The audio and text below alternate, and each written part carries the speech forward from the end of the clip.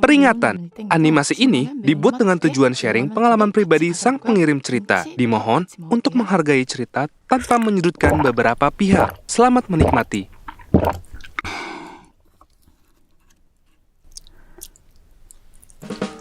Halo guys, kenalin nama gue Lina.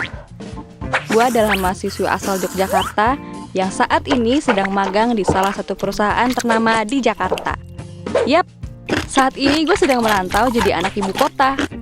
Gue magang di Jakarta kurang lebih udah 6 bulan. Dan sekarang gue masih 1 minggu pertama di sini. Ya, so far so good sih. Belum ada sesuatu yang gimana-gimana gitu di sini. Semuanya masih sangat aman, tentram, dan damai. Di tempat magang gue tuh orang-orangnya baik banget. Gue sampai kaget, ternyata orang Jakarta pada baik-baik ya.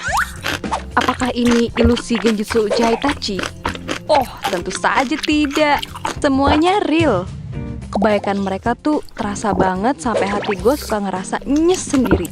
By the way, mereka sering banget bantu gue kalau ada pekerjaan yang gak gue tahu.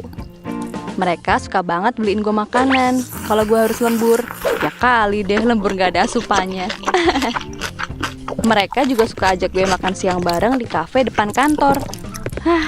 Pokoknya mereka tuh senior-senior yang baik banget. By the way, ngomongin senior-senior gue di kantor, ada satu nih kakak pembimbing gue yang baiknya kok agak beda ya. Dan kayak lebih intens ngasih perhatian ke gue gitu. Namanya Kak Rafli. Dia kakak pembimbing gue yang super duper baik banget. Pokoknya gak ada duanya. Apalagi si kok bagi duo. Nah, Kak Rafli tuh ya udah cakep, pinter, perhatian. Pokoknya gak ada kurangnya deh. Fix, diakah belahan jiwaku yang selama ini gue cari.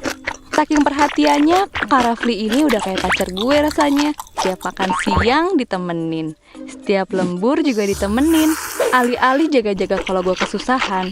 Padahal mah gue tahu dia lagi modus nih. Pede abis. Bulan demi bulan berlalu, gue sama Kak Rafli juga makin deket.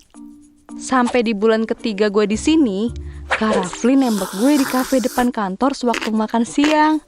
Bawa bunga sama bawa coklat. Ya, gimana gue gak kelepek-kelepek. Sejak embrio, gue sama sekali gak pernah diromantisin kayak gini. Ya, orang gue gak pernah pacaran. Enggak lama Kak Rafli nyatain perasaannya dan minta buat gue jadi pacarnya. Belum selesai dia nyatain itu, rasanya gue udah mau terima aja. Tanpa basa-basi, gue juga bilang kalau gue suka sama dia dan menerima dia sebagai pacar gue. Yep, mulai hari ini, gue dan Kak Rafli resmi jadian. Rasanya tuh kayak mimpi, bener-bener sebahagia itu. Hari-hari berlalu dengan begitu indah. Gue setiap hari diantar jemput sama Kak Rafli, makan siang bareng, setiap weekend jalan keliling Jakarta, dan hampir setiap ngedate, gue selalu ditraktir. Entah itu nonton, makan, dibeliin barang-barang yang gue suka. Pokoknya romantis abis lah. Dan yang paling mengejutkan lagi, sepulang kerja dia tuh masih suka ngasih gue hadiah random gitu. Padahal gue sama sekali lagi gak ulang tahun. Tau gak sih, dia ngasih gue iPhone 12. Gila ya, bener-bener gue tuh gak bisa berkata-kata lagi. Katanya dia sengaja beliin iPhone karena dia tahu gue suka selfie dan memori HP gue suka penuh gara-gara memorinya gak cukup. Tahu-tahuan aja nih Kak Rafli kalau HP gue speknya kentang. Ya intinya tuh dia tuh nabung buat beliin gue iPhone yang kapasitas memorinya banyak dan kualitas kameranya juga bagus. Kan main. Ini gue kan jadi kayak gimana ya? Baru juga pacaran udah ngasih barang semahal ini pemirsa. Buset dah. Rasanya gue kayak udah mau deh langsung diajak nikah. Sekarang juga gak apa-apa nih. Gue tuh mau guling-guling saking bahagianya. Hari itu gue gak bisa ngomong apa-apa lagi sih. Dan gue bertekad untuk berusaha menjadi wanita yang dia inginkan, karena dia udah ngasih semuanya buat gue. Seenggaknya itu yang terlintas di dalam benak gue saat itu. Waktu pun berlalu. Hari ini tepat 1 bulan terakhir gue magang di kantor ini. Pekerjaan gue di sini juga udah mulai sedikit dan gue udah mulai ngerjain laporan hasil magang gue. Kebetulan ada satu temen gue yang juga lagi magang di daerah Jakarta. Jadi gue bisa ngerjain laporan magang bareng dia. Tempat magang kita juga nggak jauh banget jaraknya. Nah, teman gue ini namanya Edo. Teman kelas yang cukup aktif dan lumayan pinter. Jadi ya lumayan lah ya buat bantu. Hari ini rencananya gue sama Edo janjian buat bikin laporan bareng sepulang magang. Pas gue siap-siap mau OTW, Kak Rafli udah nungguin gue di parkiran. Gue lupa bilang kalau hari ini gue mau ketemu Edo. Mumpung ketemu, akhirnya gue sekalian izin. Setelah gue izin, Kak Rafli mulai agak beda. Ekspresinya kayak marah gitu. Tapi karena gue udah terlanjur janji sama Edo, ya akhirnya gue buru-buru pamit dan samperin si Edo. Keesokan harinya, Kak Rafli tiba-tiba datengin kosan gue. Dia marah-marah. Dia minta gue jauhin Edo. Padahal kan gue sama Edo gak ada apa-apa. Cuma saling bantu ngerjain laporan, dan itu cuma sekali. Tapi Kak Rafli gak mau denger penjelasannya. Dari situ, Kak Rafli berubah 180 derajat. Dia sering banget marah-marah gak jelas, nyerocos ini itu, sampai semua jenis nama binatang dia keluarin. Bahkan gak jarang dia main tangan. Plak, plok, ceplas. Tangan dia tuh enteng banget buat nyakitin gue. Jujur, gue gak kuat banget sama perubahan sifat dia. Ternyata orang yang gue pikir terbaik buat hidup gue sendiri justru orang yang bakal jadi mimpi buruk buat hidup gue. Akhirnya gue minta putus, tapi dia gak mau diputusin. Sampai dia ngacem-ngacem gue yang enggak. Nih orang bener-bener gak waras. Gak pernah gue takut ini sama cowok. Bener-bener udah gak kuat dan akhirnya gue stres banget. Sampai akhirnya gue coba share di Twitter tentang pengalaman percintaan gue lewat thread yang gue bikin. Dan tanpa disangka, ternyata threadnya trending. Dan gue dapat banyak support dari orang-orang yang bahkan ada yang nawarin gue konsul gratis di psikolog dan psikiater.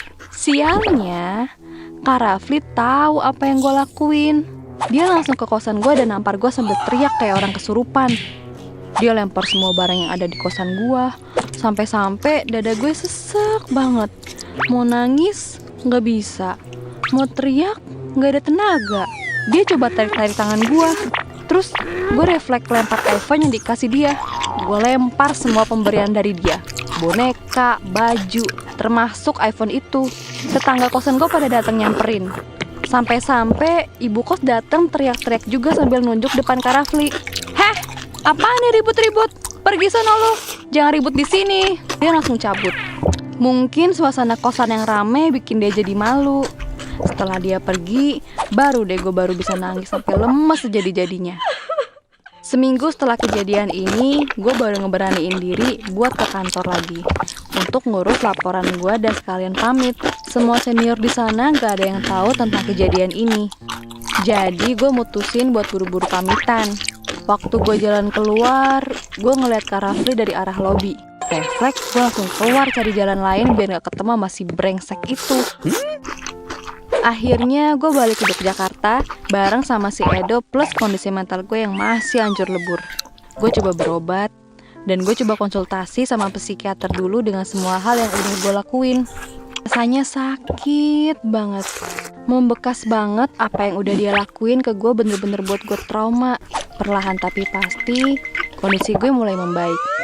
Di saat masa-masa ngerjain tugas akhir, gue dapat pengganti yang jauh lebih baik, care, dan pastinya gak main tangan ke pasangannya. Semenjak itu gue tahu gue harus berhati-hati mengenali pasangan lawan jenis.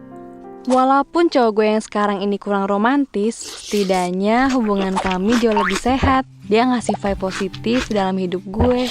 Kalau gue itu berarti, kalau gue itu layak bahagia.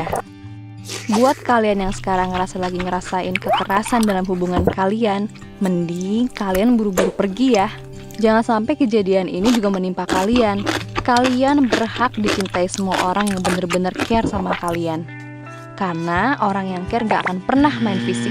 Bayangin aja, masih pacaran udah berani mukul. Gimana kalau nikah? Aduh, gue mah gak bisa bayangin deh. Ya, semoga kalian bisa keluar dari zona itu dan bisa bertemu dengan pasangan yang lebih baik ya. Sekian dari gue. Jangan lupa like, share, komen, dan subscribe channel Gue Punya Cerita. Dadah!